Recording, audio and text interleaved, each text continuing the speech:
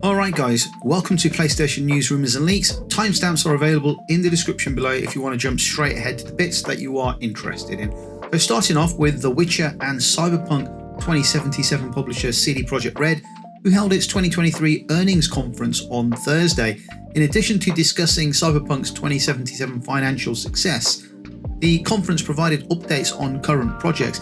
These include 3 upcoming Witcher games, the Cyberpunk 2077 sequel, and a new IP called Hader. CD Projekt Red has 6 major games in its development pipeline, though none of them are in full production. CD Projekt Red's current priority is a game called Polaris, which fans believe is the new Witcher 4 game. The studio is also working on Cyberpunk sequel codenamed Orion and a new IP called Hader. 2 other studios called The Molasses Flood and Fool's Theory, they're developing a Witcher spin-off codenamed Cirrus, and a remake codenamed Canis Majoris. I mean, these are some weird code names. I don't quite get what the reasons are for those code names, but that's what they're called.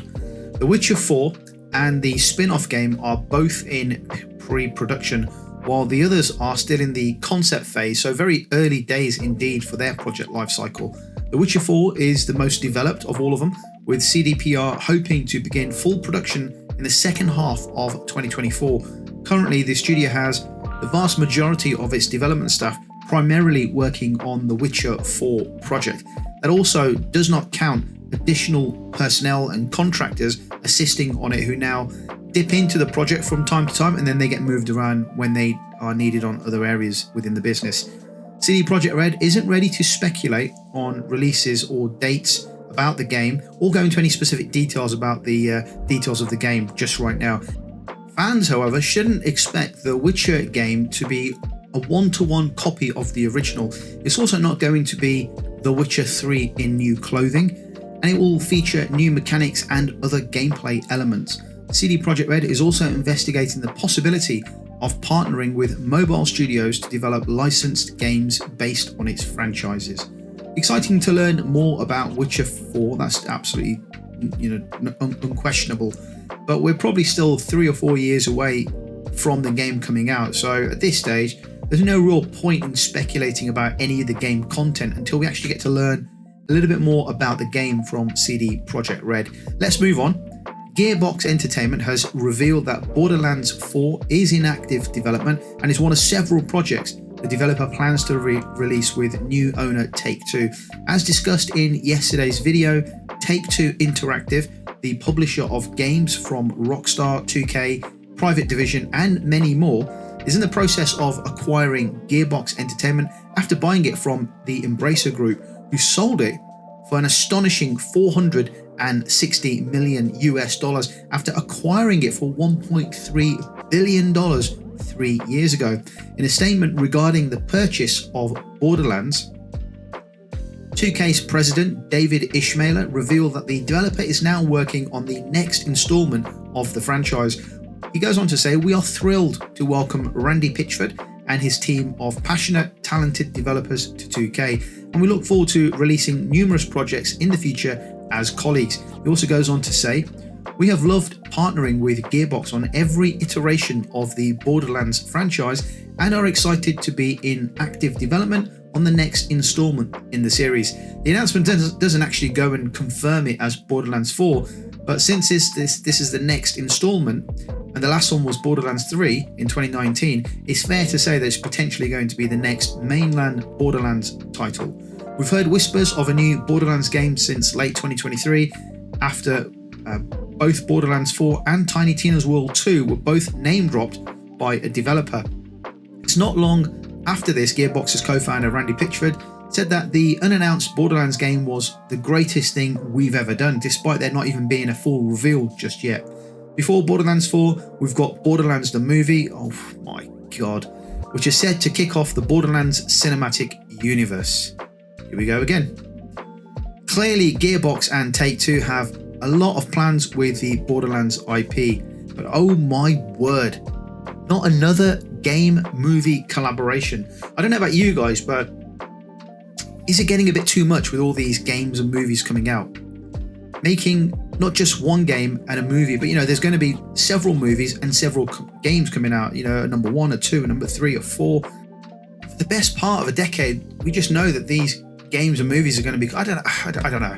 It doesn't excite me anymore. Usually I wouldn't mind if the movie versions of the games are actually quite good, but if it's mediocre, it just makes a bit of a mockery of the game and the industry.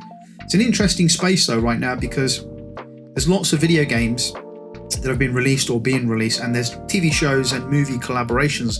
Certainly with Sony, we've got Uncharted, The Last of Us, that's the Uncharted movie, The Last of Us TV show.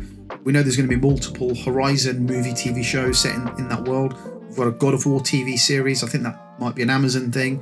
We've also got Ghost of Tsushima film coming out. And now we've got a Borderlands collaboration between TV and games. I just hope the movies and TV shows have enough love and attention as the games generally do. But yeah, interesting space. But let me know your thoughts in the comments. Would you go and watch a Borderlands movie?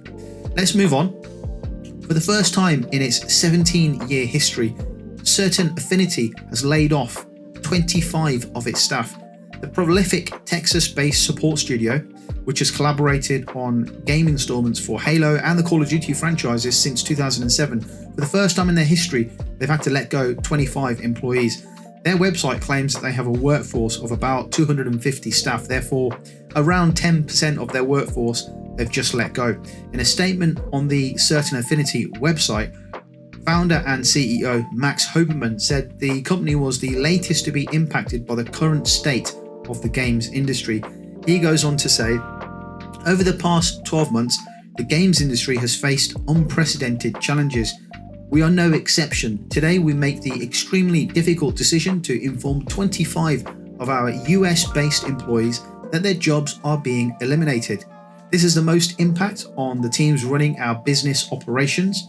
There are multiple factors underlying this decision to lay off, for the first time in our history, so many individuals. Most significant is an industry-wide slowdown in the funding of new lead and co-development projects and the reluctance of third-party investors to fund games or companies.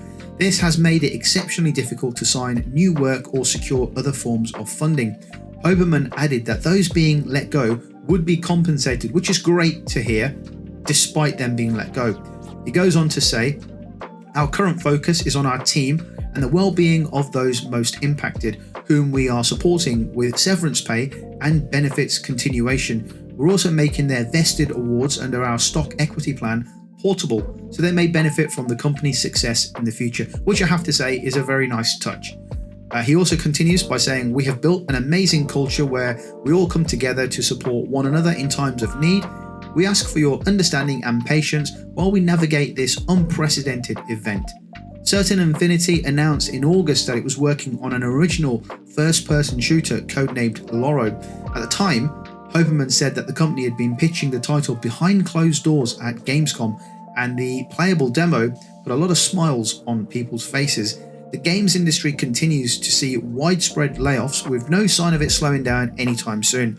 It's estimated that around 10,500 games industry employees were laid off last year in 2023, and less than 3 months into 2024, already we've seen 8,000 planned job cuts that are thought to have been confirmed. This week alone, it was reported that Smilegate Barcelona was closed and all its employees were let go. Nintendo of America is cutting 120 contractor roles ahead of the Switch 2's launch, and that Sega is selling Relic Entertainment and cutting 240 jobs across Europe.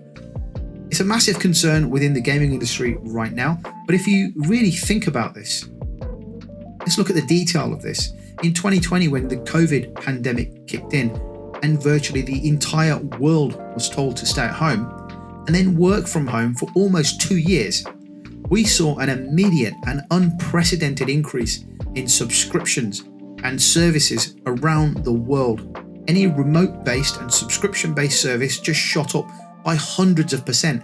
Everything online or associated with online was booming, from your work tools like Zoom, Skype, Microsoft Teams, to your subscription services like Netflix, Amazon, Game Pass, and PlayStation subscriptions. People were setting up online businesses to provide services, and those online and digital services saw a massive increase in its install base and revenue. Fast forward to 2024, and for the last couple of years, people have been forced into work.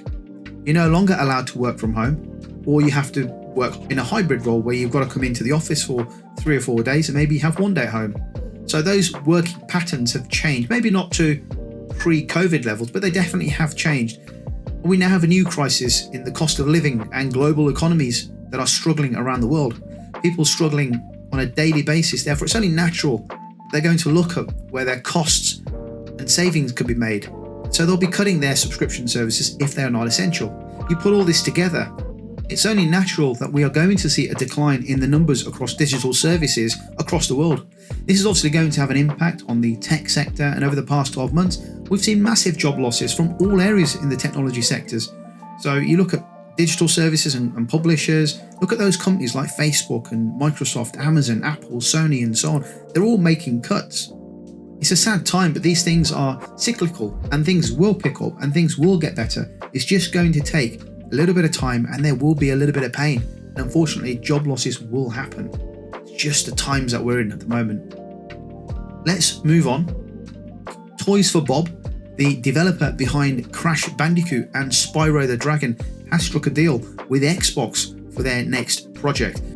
This follows their recent move to become an independent studio after parting ways with Activision Blizzard.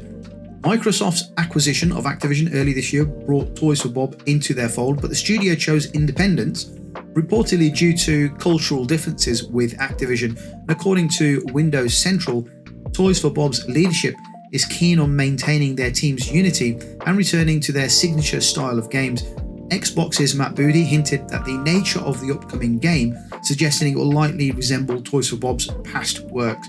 Speculation is rife that it could be a new entry in the Crash Bandicoot or Spyro the Dragon series, both of which enjoy significant fan bases. The announcement of Toys for Bob's partnership with Xbox has generated a lot of interest amongst gamers, particularly those fond of the studio's 3D platformers. While details about the game remain scarce, the potential for it to be included in Game Pass on day one upon release adds to the anticipation. Whether the game explores familiar franchises or introduces something entirely new, the continuation of Toys for Bob's legacy promises an engaging experience for the players. Toys for Bob's decision to collaborate with Xbox signifies a new chapter for the studio, one that offers creative freedom while benefiting from the resources of a major gaming platform. Interesting to see if this will eventually come to other platforms such as PlayStation or Nintendo, but as we're seeing with Xbox's other games, they're definitely going to be looking at bringing more of their games to other platforms. It seems to be something that they are very serious about exploring. So I wouldn't rule out Crash Bandicoot or Spyro the Dragon, or both, coming to PlayStation or Nintendo in the near future. Let me know your thoughts in the comments below on the topics discussed in the video today. Thank you for watching, and I'll catch you on the next video of PlayStation news, rumours and leaks.